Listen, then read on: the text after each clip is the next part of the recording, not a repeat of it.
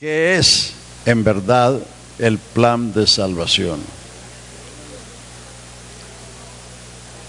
Hay gente que han limitado el plan de salvación a 3 o 4 cosas, pero eso no es así. Bueno, hemos llegado al capítulo 6. El capítulo 5 termina. Así como el pecado reinó para muerte, la gracia reine por la justicia para vida eterna por Jesucristo Señor nuestro. La gracia vino para salvarnos y reinar, gobernar nuestras vidas. Por eso, si a usted lo saluda una persona y usted le contesta, estoy bien por la gracia de Dios, está bien respondido, porque es por la gracia de Dios que vivimos, lo que somos y seremos, lo seremos siempre por la gracia de Dios, no por otra cosa. El capítulo 6 comienza diciendo, ¿qué pues diremos? ¿Perseveraremos en pecado para que la gracia abunde? En ninguna manera. ¿Por qué hace Pablo esa pregunta? Porque en el capítulo 3, verso 8, Pablo habla de una calumnia que le levantaron. Dice, como aquellos cuya condenación es justa, dicen que nosotros decimos, hagamos bienes, hagamos males para que vengan bienes. Como Pablo predicaba el evangelio de la gracia, y como los judíos creían que la salvación era por las obras, entonces lo calumniaron diciendo, bueno, si es por la gracia y no por las obras, pues entonces hagamos males, o como decimos nosotros, hagamos males para que vengan bienes, o como se dice por aquí, como no hay mal que por bien no venga. Pero eso fue una calumnia, no es que eso sea así. Entonces por eso Pablo hace la pregunta, ¿perseveraremos en pecado para que la gracia abunde? En ninguna manera. Porque los que hemos muerto al pecado, ¿cómo viviremos aún en él? ¿O no sabéis que todos los que hemos sido bautizados en Cristo, hemos sido bautizados en su muerte? La sepultura es para los muertos. Al vivo no se lleva al cementerio, se lleva al hospital. Así esté boqueando. La sepultura es para los muertos. ¿No sabéis que todos los que hemos sido bautizados en Cristo hemos sido bautizados en su muerte? Porque somos o fuimos sepultados a muerte por el bautismo, para que así como Cristo resucitó de los muertos por la gloria del Padre, así también nosotros andemos en vida nueva. Porque si fuimos plantados en la semejanza de su muerte, también lo seremos en la semejanza de su resurrección. No se puede abrigar la esperanza de resucitar con Cristo si no hemos sido sepultados con Cristo. Por eso el bautismo no es el nacimiento de agua, es la sepultura. No se puede ser nacimiento y muerte a la vez. Entonces, como no se puede ser el Espíritu Santo fuego y agua, y cuando Jesús habló del Espíritu Santo no habló de fuego sino de agua. El que tenga sed, venga a mí y beba. El que cree en mí, como dice la Escritura, de su interior correrán ríos de agua viva. Y esto dijo del Espíritu Santo que habían de recibir los que creyesen en él. El agua es el símbolo del Espíritu, el fuego es el símbolo del juicio. Entonces, el bautismo es el símbolo de la sepultura de Cristo. Cuando un creyente viene al pastor para que sea bautizado, está confesando, yo creo que Jesucristo murió por mí, que fue sepultado en mi lugar y que resucitó para nunca más morir.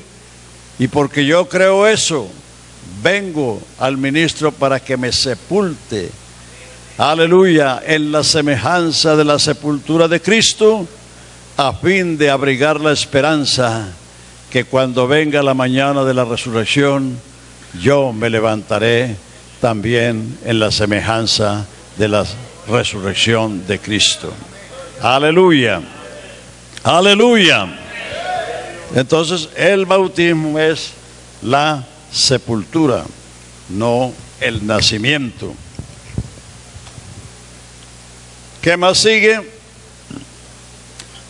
Sabiendo que nuestro viejo hombre fue crucificado juntamente con él, para que el cuerpo del pecado sea destruido, a fin de que no sirvamos más al pecado. Así como cuando Adán cayó, caímos todos, porque todos estábamos en los lomos de Adán. Adán no había engendrado el primer hijo. Así como cuando Adán fue echado del paraíso, todos fuimos echados de allá. Nadie nació en el paraíso. Caín y Abel nacieron afuera del paraíso. Entonces, cuando Adán cayó, caímos todos. Cuando Adán fue destituido, luz para la gente allá, no para encandelillarme a mí.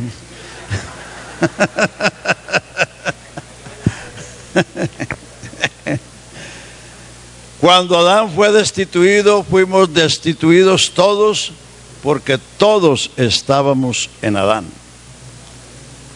Entonces, Cristo ocupó el lugar nuestro. Cristo fue nuestro sustituto en su muerte, en su sepultura. Entonces, para que ahora, por favor, cambien la luz, el que está atendiendo la luz, porque me pone aquí, eso sí, quiero ver la gente. Aleluya. Fuimos juntamente crucificados con él para que el cuerpo del pecado sea destruido, a fin de que no sirvamos más al pecado, porque el que ha muerto ha sido justificado del pecado. Al difunto no lo persigue la ley, al vivo sí.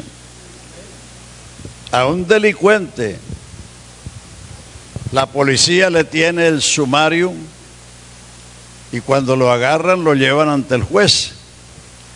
Pero cuando el delincuente se muere, ¿qué pasa? Tienen que archivar todo eso, porque a un difunto, a un muerto, no se le puede cobrar.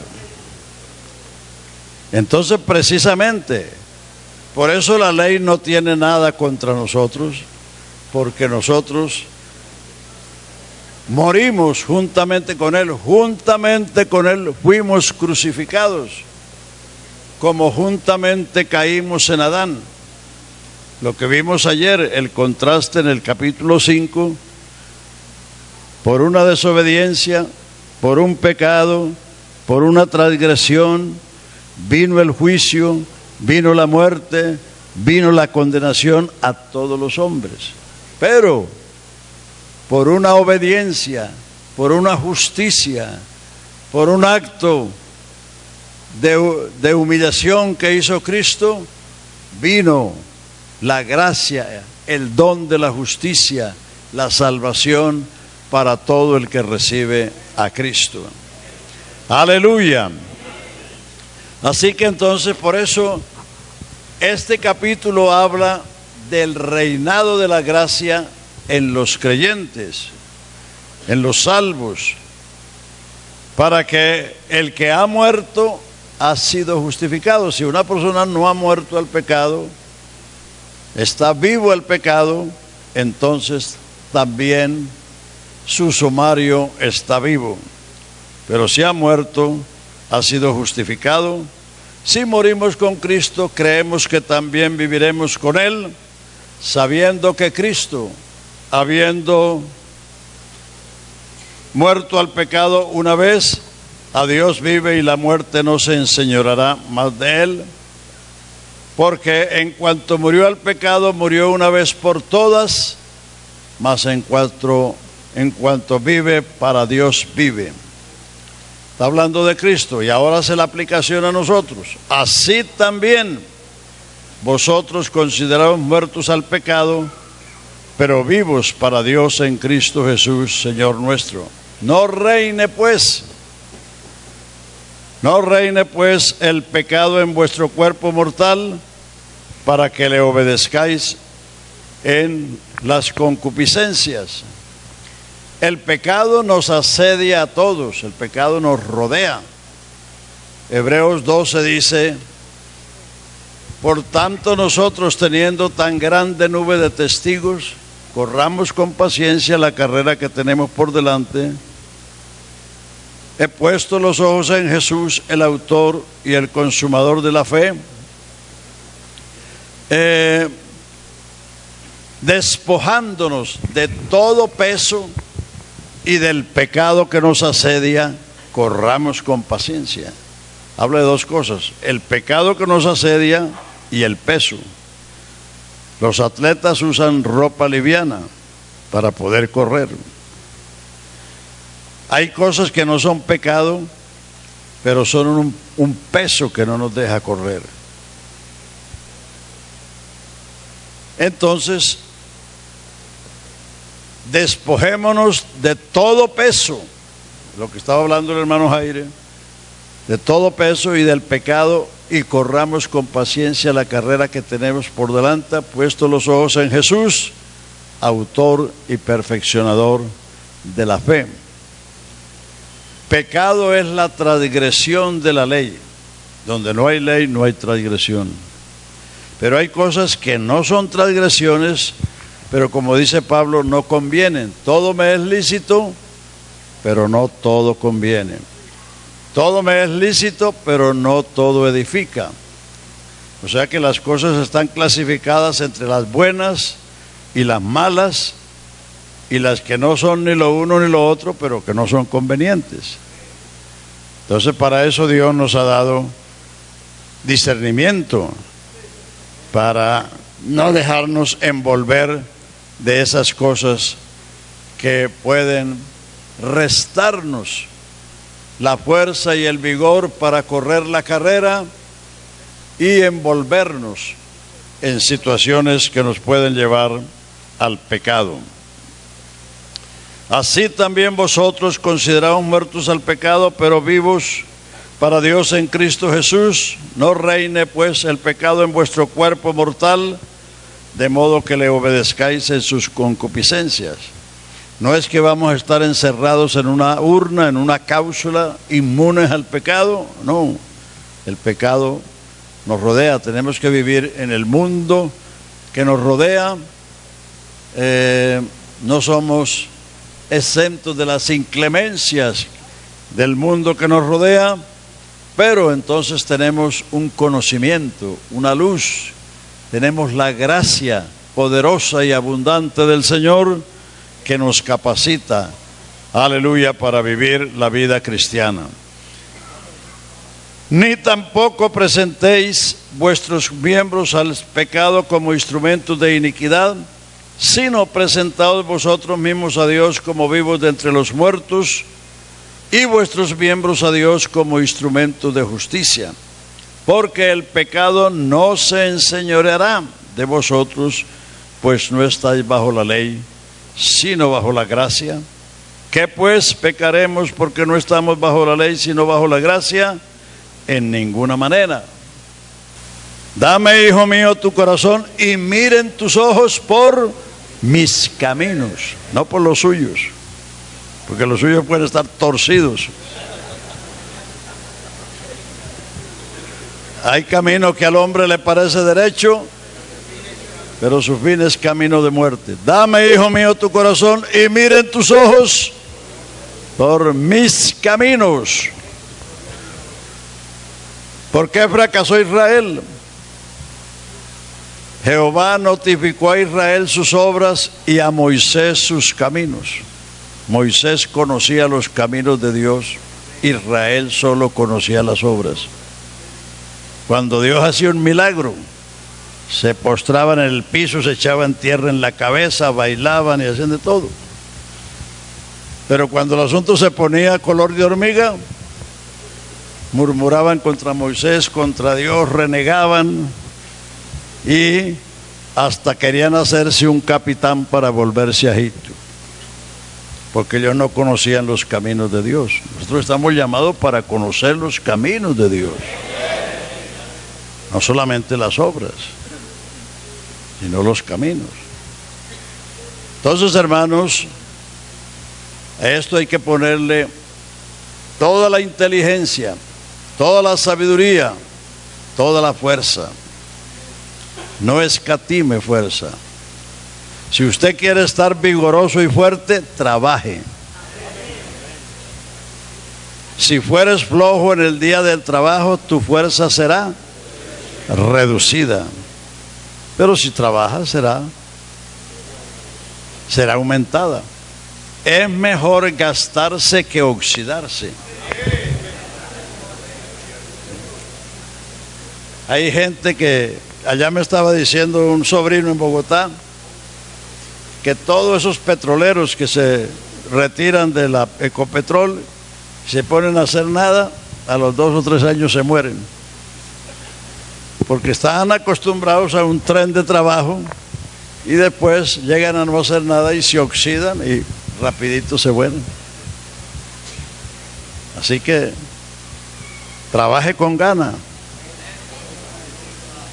que el trabajo es salud. Amén. Aleluya. Yo voy a cumplir 78 el mes entrante. Y gracias a Dios que el Señor me ha dado salud y fuerza. Y espero por lo menos llegar hasta los 80 sirviendo. Y si el Señor me da extras para hacerlo, con gusto lo voy a hacer. Porque Él es el autor y el actor. Aleluya. Gloria al Señor Jesús.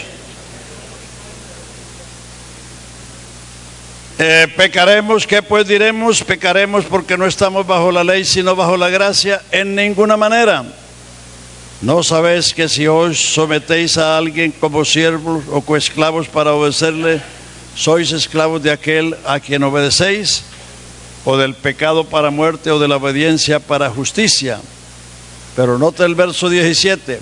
Pero gracias a Dios, que aunque erais esclavos del pecado, habéis obedecido de corazón a aquella forma de doctrina a la cual fuisteis entregados.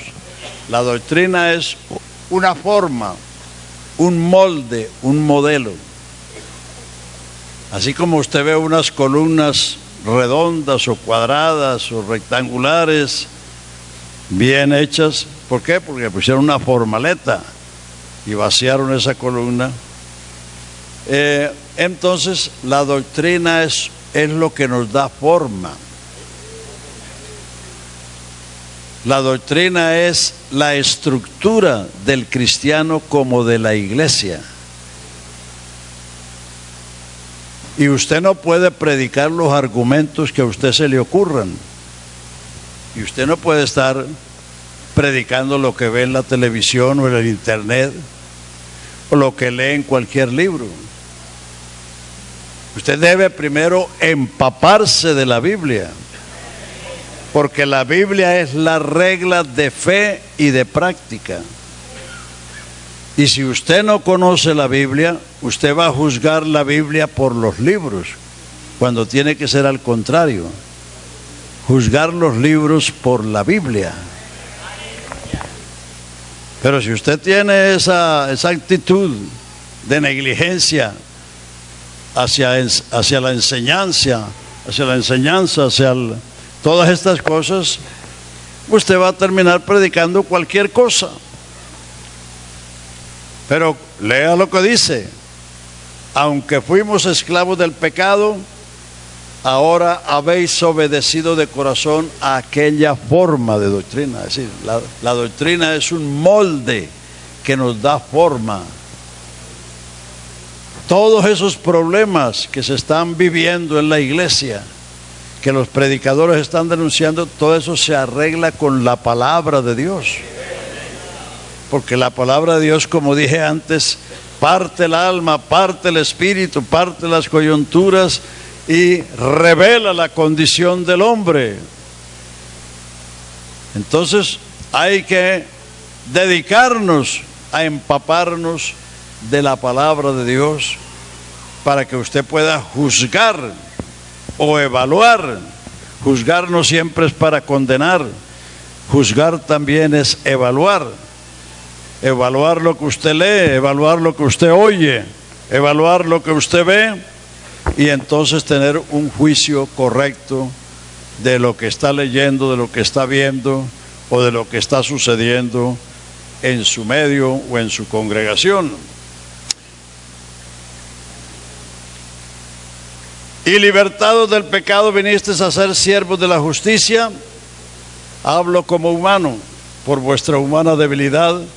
Así que como para iniquidad presentasteis vuestros miembros a servir a la iniquidad y a la inmundicia, así ahora para santificación presentad vuestros miembros para servir a la justicia. Porque cuando erais esclavos del pecado, erais libres acerca de la justicia. Pero, ¿qué fruto teníais de aquellas cosas de las cuales ahora os avergonzáis? Porque el fin de ellas es muerte.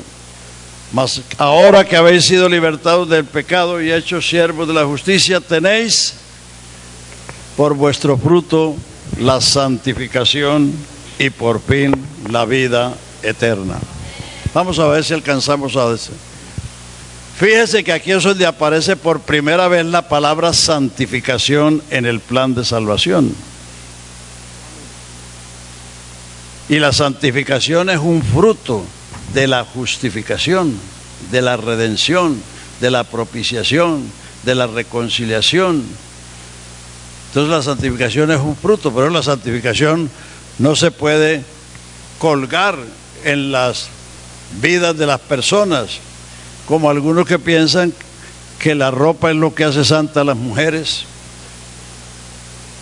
Si la ropa hiciera santa a las mujeres, las monjas no la tenían ganada hace mucho tiempo.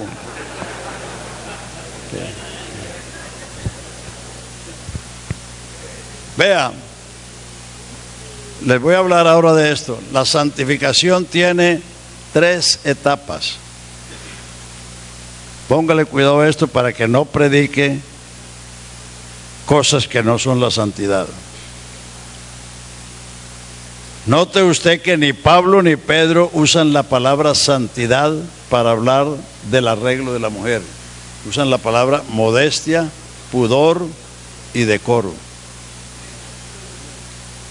Pero hay iglesias pentecostales que a eso le llaman el estándar de santidad. La manera de vestirse, la manera de peinarse. ¿Y cómo es la santidad? Así como en Romanos estamos ante un tribunal, en Hebreos estamos ante el santuario.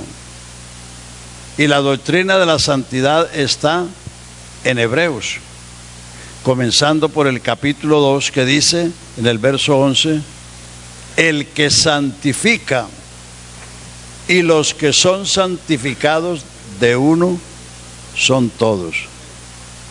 El que se une a una mujer se hace un cuerpo con ella. El que se une al Señor se hace uno con Él. El que santifica y los que son santificados de uno son todos, por lo cual no se avergüenza de llamarlos hermanos, diciendo, anunciaré a mis hermanos tu nombre y en medio de la congregación te alabaré. Y otra vez, he aquí yo y los hijos que Dios me dio. Así como los hijos participaron de carne y sangre, Él participó de lo mismo, para destruir por medio de la muerte al que tenía el imperio de la muerte, a saber, al diablo, y liberar o rescatar a todos los que por el temor de la muerte estaban sujetos a servidumbre por toda la vida. Primera de Corintios 1:2.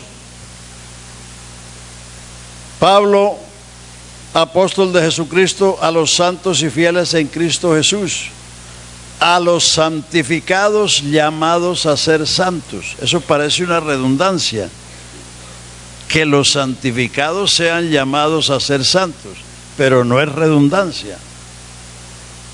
Santificado es todo lo que Dios escoge y aparta para Él. Como les estaba explicando, que la justificación nos saca de la selva humana y nos pone en el plantío de Jehová. Entonces, santificado es apartado. Cuando el Señor sacó a Israel de Egipto, Éxodo 19, 5 y 6, si vosotros oyereis mi voz y guardareis mi pacto, vosotros seréis mi especial tesoro sobre todos los pueblos de la tierra. Vosotros me seréis, no me sois, me seréis un reino de sacerdotes y de gente santa. Era para que llegaran a ser, pero no lo lograron los israelitas. Lo mismo sucede con la iglesia. Efesios 1:3. Bendito el Dios y Padre de nuestro Señor Jesucristo, que según su grande misericordia, que nos bendijo con toda bendición espiritual en los lugares celestiales en Cristo, según nos escogió en Él antes de la fundación del mundo, para que fuésemos, no porque éramos, para que llegásemos a ser santos y sin mancha delante de Él en amor. O sea que el Evangelio es el llamamiento a salir de la selva humana, a salir del camino ancho, para venir aquí al plantío de Jehová, a la iglesia, a la viña del Señor. Eso es el apartamiento. Eso se llama la santidad ambiental, porque cambiaste de posición y de condición, como lo dice Colosenses 1, 13, 14 y 12, 13 y 14, o como lo dice Primera de Tesalonicenses 1, 9 y 10, vosotros os convertisteis de los ídolos para servir al Dios vivo y verdadero. Entonces, aquí en la iglesia es donde viene la santificación esencial, sustancial o interna. ¿Qué dijo Jesús a los discípulos? Juan 15:3, vosotros sois limpios por la palabra que os he hablado.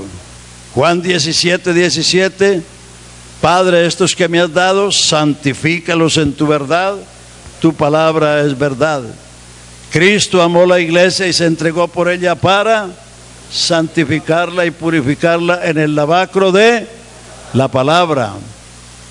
Primera de Pedro 1:22, habiendo purificado vuestras almas en la obediencia a la verdad mediante el Espíritu fraternal.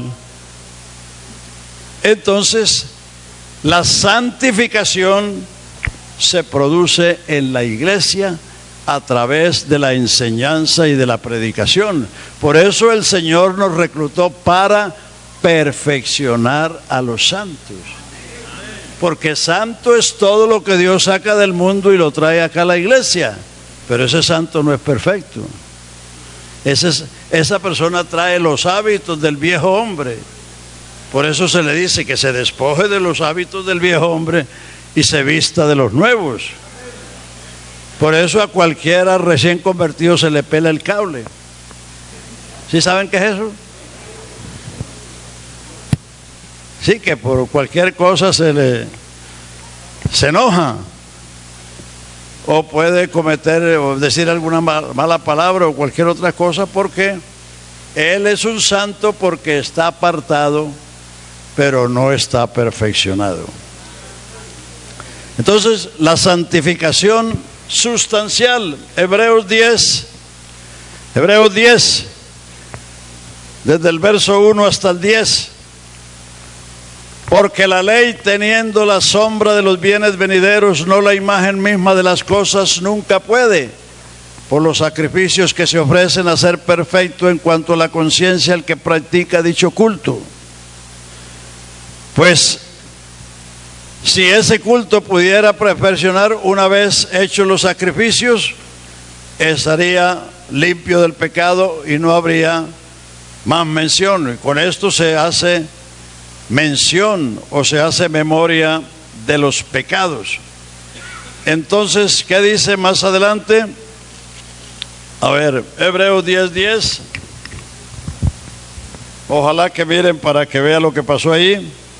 De otra manera cesarían de ofrecerse, pues los que tributan este culto limpios una vez no tendrían ya más conciencia de pecado. Pero en estos sacrificios cada año se hace memoria de los pecados, porque la sangre de los toros y de los machos cabríos no pueden quitar los pecados.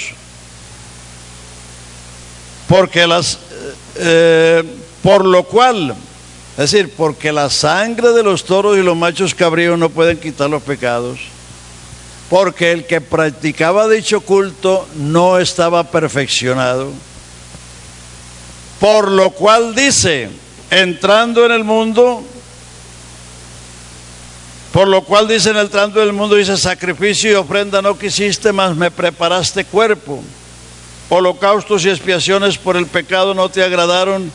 Entonces dije, heme aquí, oh Dios, para hacer tu voluntad, como en el rollo del libro está escrito. Está citando el Salmo 40, diciendo, primero sacrificio y ofrenda y holocaustos y expiaciones por el pecado no quisiste, ni te agradaron, las cuales cosas se ofrecen según la ley, diciendo, luego, he aquí que vengo, Dios, para hacer tu voluntad.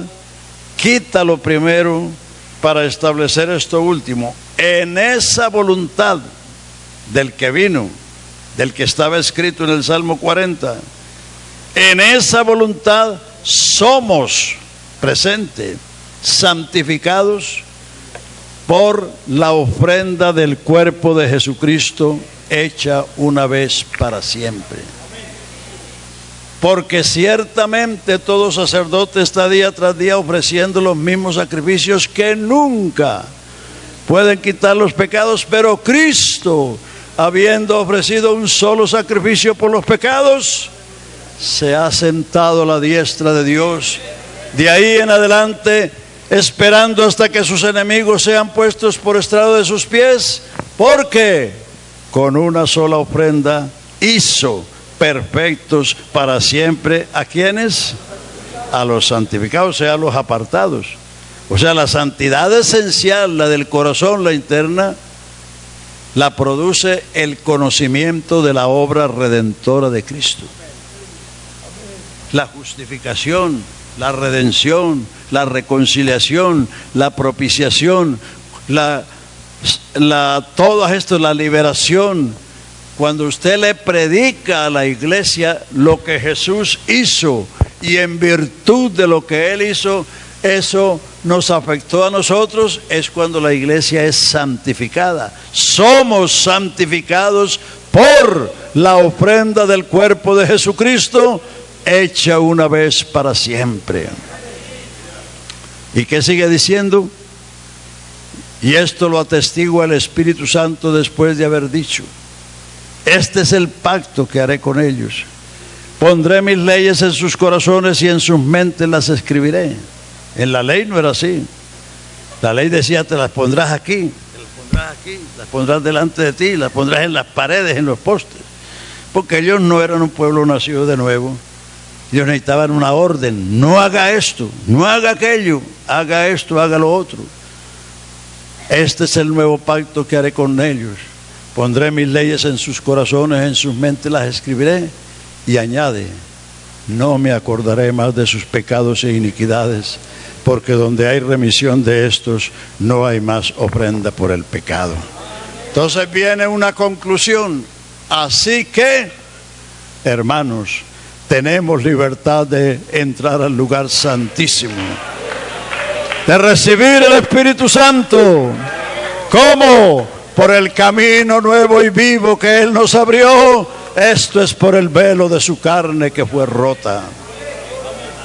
Eso es lo que santifica a la gente. O sea, la mundanalidad en la iglesia es pobreza de Cristo. Y eso no se arregla con reglas.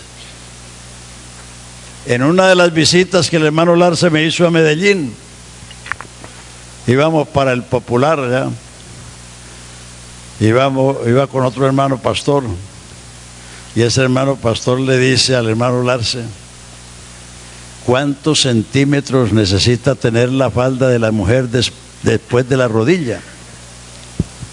Y el hermano Larce le dice: yo no ando mirándole las piernas a las hermanas. Y ese pastor hubo que destituirlo por inmoralidad. Y estaba buscando ponerle centímetros de la rodilla para abajo.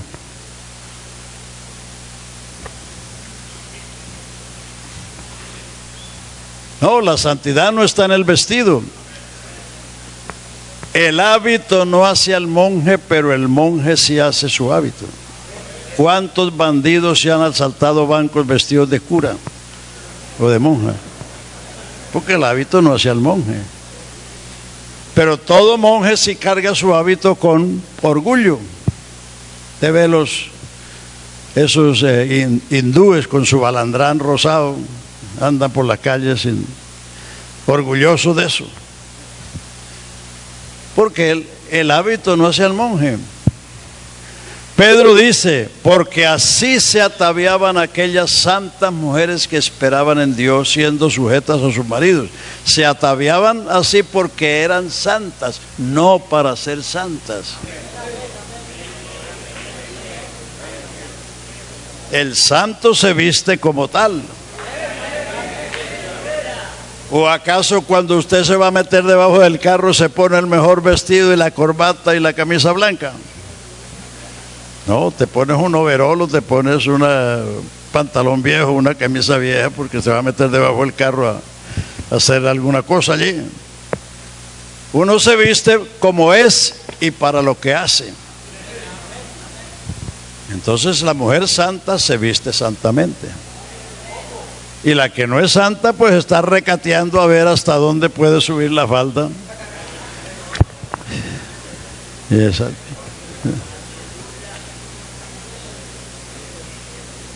Salgamos de eso. Esos son tradiciones pentecostales. Allá en los Estados Unidos hay unos que cargan hasta catálogos mostrando la manga de la mujer, la falda de la mujer, aún hasta los pantalones del hombre. Porque como hay algunos hombres que usan unos pantalones apretados así como las mujeres, entonces los que creen que el vestido era el estándar de santidad, han hecho hasta un catálogo para los pantalones de los hombres. Vea, para el buen entendedor pocas palabras bastan.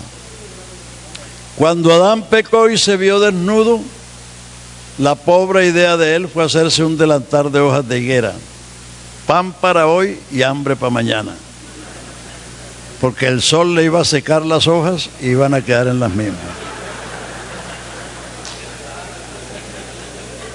Eso era menos que una minifalda. Pero Dios no le hizo un delantal de pieles, Dios los vistió de pieles. O sea que de ahí está diciendo Dios que a él no le gusta la desnudez.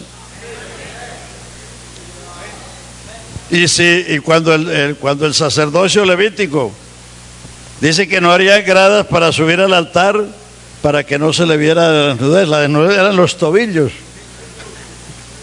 Figúrese. Porque como el sacerdote era una figura de Cristo, a él no se le veía sino la cara. El vestido era hasta los tobillos. Todo estaba cubierto, excepto la cara. Porque era un tipo de Cristo. Eran las vestiduras sagradas lo que lo hacían santo. El sacerdote nacía siendo sacerdote porque era hijo de sacerdote, pero no por eso podía ministrar. Tenía que esperar 30 años. Cuando tenía la edad de 30 años, que era la mayoría de edad, venía al sumo sacerdote y le daba un baño de 5 pisos. Lo vestía con las vestiduras sagradas, lo espiaba en el lóbulo de la oreja derecha con sangre, el pulgar derecho y el dedo gordo del pie derecho, y luego le ponía aceite en las mismas partes. Eso era para que oyera la voz de Dios, sirviera a Dios y caminara con Dios. Y después de eso es que él podía comenzar a ejercer el sacerdocio, no antes. No antes. Entonces, esto de servir al Señor, primero hay que pasar por esto. Bueno, entonces, para alcanzar a la otra etapa, la santificación que produce fruto es la santidad interna que se produce con el conocimiento de la obra redentora del Calvario. Luego viene la santidad consecuente o resultante. Segunda de Corintios 6:14, no deis en yugo desigual con los infieles, porque qué compañerismo hay entre la luz y las tinieblas, entre la justicia y la injusticia, entre Cristo y Belial, entre el templo de Dios y los ídolos. No hay armonía, son dos polos opuestos. Porque vosotros sois el templo de Dios, como Dios dijo, habitaré en ellos y andaré en medio de ellos, por lo cual, si por lo que somos y por lo que tenemos, por lo cual salid de en medio de ellos y no toquéis lo inmundo. Salid de la idolatría, salid de la injusticia, salid de las cosas pecaminosas. ¿Pero por qué? Por lo que somos.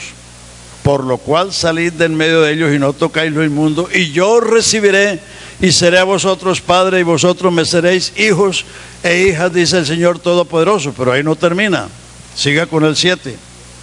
Ahí viene la conclusión. Así que, amados, teniendo tales promesas, limpiémonos de toda inmundicia de carne y de espíritu, perfeccionando. ¿Qué es perfeccionar? Acabar. Cuando un edificio no está terminado, ¿cómo está? Está en obra negra. Así le dice aquí, ¿no? Obra negra, ¿no? Y después, cuando viene el enlucimiento, es cuando está acabado el edificio y cuando va a entrar en función. Entonces, perfeccionando la santificación en el temor de Dios. Se perfecciona lo que está en proceso, lo que no hay que comenzarlo. El famoso versículo de los pentecostales, Hebreos 12:14. Seguir la paz y la santidad, sin la cual nadie, se sigue lo que no ha comenzado, lo que está en proceso. Seguir la paz y la santidad, sin la cual nadie verá al Señor, porque eso comenzó en el capítulo 2. El que santifica y los que son santificados de uno son todos. Ahora aquí con el Señor en el plantío, en su huerto, en su viña, somos santificados por la ofrenda del cuerpo de Jesucristo hecha una vez para siempre. Y como resultado de eso, debemos seguir la paz y la santidad, sin la cual nadie verá al Señor. Por eso la santidad es un fruto. Usted no puede esperar que una persona que llegó ayer y oyó el Evangelio ya sea santo. Lo que hay es que predicarle el Evangelio para que Dios lo saque de allá de la selva humana, del camino ancho, y lo ponga aquí. Y el trabajito nuestro no es cualquier cosa, no es predicar cualquier cosa, es perfeccionar santos. Eso es una obra sobrehumana. Eso no se puede hacer con recursos humanos, con talentos humanos. Eso se necesita el don de la gracia de Dios para hacer ese trabajo, de perfeccionar a los santos para la obra del ministerio, para que cada santo ocupe su lugar, cumpla su función y la iglesia pueda crecer en el conocimiento y la gracia de nuestro Señor Jesucristo. Aleluya. Gloria al Señor. Entonces eso es la santidad. La santidad no es el vestido. Vuelva y lea Primera de Pedro capítulo 3, vuelva y lea capítulo 2 de ese Primera de Timoteo, y fíjese que ni Pablo ni Pedro usan la palabra santidad para hablar del arreglo de las mujeres. Habla de modestia, pudor y ornato. ¿Qué es modestia? No ostentar. Allá en los Estados Unidos, los afroamericanos, como tienen el complejo de haber sido esclavos, ellos tienen oro por todas partes, en los dientes, en el cuello, en las manos, andan en carros Cadillac y la casa se les está cayendo, y viven del welfare, viven del servicio social del gobierno. Eso es ostentación. Vea, hasta los médicos están diciendo que la mujer necesita un vestido de acuerdo a su anatomía. La mujer necesita un vestido que no sea pantalón, por la anatomía de la mujer. La mujer necesita ventilación. Sí, señor. Eso no lo digo yo, lo están diciendo los ginecólogos. Además, el pantalón está contribuyendo a, ¿cómo es que se llama eso que le sale mucho en las piernas de la mujer?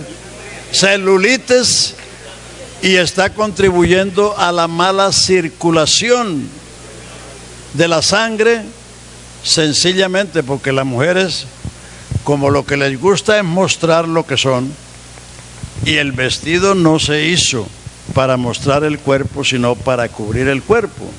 Pero ustedes se dan cuenta que la moda lo que le interesa es que la mujer muestre lo más que pueda. Entonces la misma ciencia está mostrando que el pantalón en la mujer es un vestido inadecuado para su salud. Para su salud. Entonces, cuando en el Deuteronomio dice que el hombre no vestirá ropas femeninas ni la mujer masculinas, note usted que en el mismo capítulo ahí enseguida está diciendo: no sembrarás varias simientes en el mismo surco para que la simiente no se degenere. No ararás con buey y con burro. ¿Por qué dijo Dios eso? Porque si en un surco se siembran varias simientes, se degenera la simiente. Usted vea los plantíos de arroz, puro arroz. Plantíos de maíz, puro maíz. Plantíos de sorgo, puro sorgo. Lo que Dios no quiere es la confusión de los sexos, porque Él nos hizo macho y hembra. Y cuando... Fíjese que el homosexualismo siempre ha existido, pero antes estaba en el closet. Con las modas unisexo y las peluquerías unisexo, el homosexualismo se destapó, se descaró, y ahora hasta quieren imponerle esa cultura a los pueblos. Entonces, ¿por qué vamos a seguir nosotros eso? Hombre, los que están abogando por eso están atrasados de noticias.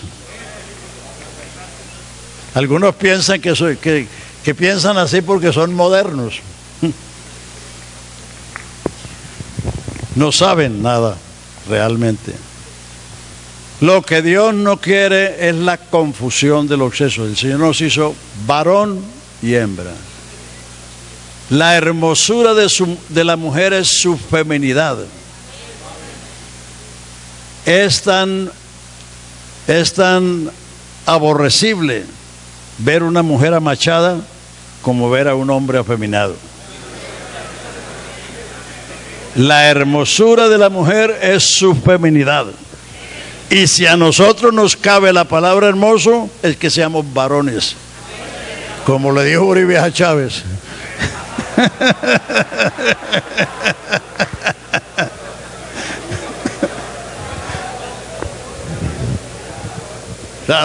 sea varón.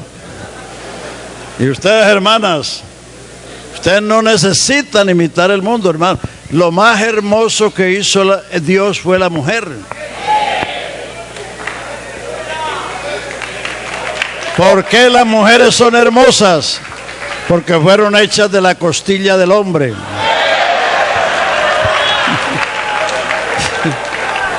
Fueron hechas de un material fino y fuerte. Por eso son, aunque les dicen el sexo débil, a veces las mujeres son más fuertes que los hombres. Pero eso se debe al material con que fueron hechas. Así que, hermano, usted no necesita volverse un arbolito de Navidad. Las mujeres del mundo hasta se ponen en ridículo.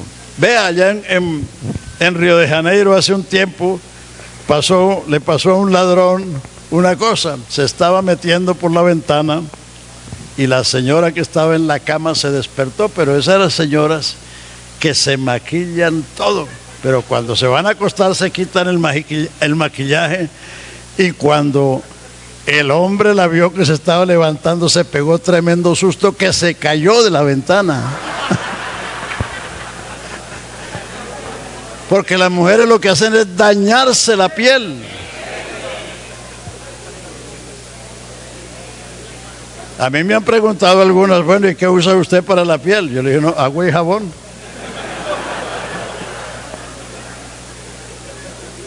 Agua y jabón. No, es que todo lo que Dios hizo lo hizo hermoso. Y si usted tiene complejo de fea o de feo, vaya al Salmo 149, verso 4, y ahí está la hermosura. Él hermoseará a los humildes con la salvación. Así que no se pongan a caminarle a esas tonterías. Creamos en lo que Dios dice, que eso es suficiente. Entonces, la falta de Cristo, la pobreza de Cristo, la pobreza del conocimiento de Dios, es lo que hace que entonces los creyentes estén mirando por encima de la cerca a ver qué hay al otro lado,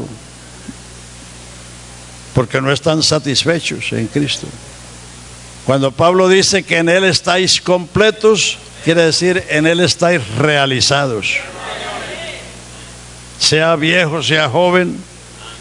Yo conocí al Señor cuando tenía 22 años. Vivía solo en Barranquilla. No tenía quien me controlara ni nada. Pero el Señor me salvó y me ha dado todo lo que por la gracia de Dios soy. Y realmente uno se siente realizado, completo. No hay por qué estar codiciando lo del mundo. El que codicia lo del mundo es porque no comprende las inescrutables riquezas de Cristo. No sabe la grandeza del Evangelio. Entonces, hermanos, a predicar se dijo. Y predique la santidad como lo dice la Biblia, no la predique como dicen las tradiciones. Allá en el Valle del Cauca, en los tiempos de la hermana Sally y de la hermana Alicia, las hermanas se decían, bueno, ¿y qué manga vas a usar, Alicia o Sally? La hermana Sally usaba manga por aquí y la hermana Alicia usaba manga por aquí.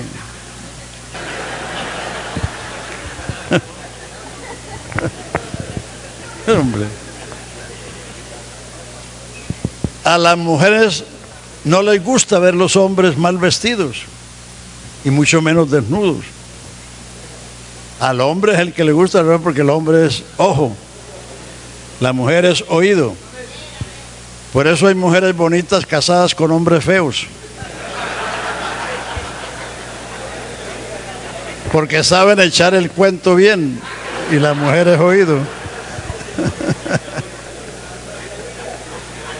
Aleluya. Bueno, dejémoslo de ese tamaño. Entonces, terminamos el capítulo 6. Gracias a Dios que aunque fuimos esclavos del pecado, Habéis obedecido de corazón aquella forma de doctrina a la cual fuisteis entregados, y ahora tenéis por vuestro fruto la santificación y como fin la vida eterna. O sea, la santificación es un fruto. ¿Qué dice Apocalipsis 22? El inmundo sea inmundo todavía, el injusto sea injusto todavía, pero el santo ¿qué? Cada día. Porque la santidad es un fruto que se produce de estar en Cristo, de saber, de creer lo que Jesucristo hizo por nosotros. La ofrenda que Él hizo perfeccionó a los santificados, o sea, a los apartados. Con una sola ofrenda quitó de en medio el pecado, y eso es suficiente. Eso es suficiente. Entonces, crean eso. En la medida que lo crean, lo van a recibir, lo van a vivir, lo van a gozar y lo van a compartir también con la iglesia. Vamos a estar de pie y vamos a dar gracias.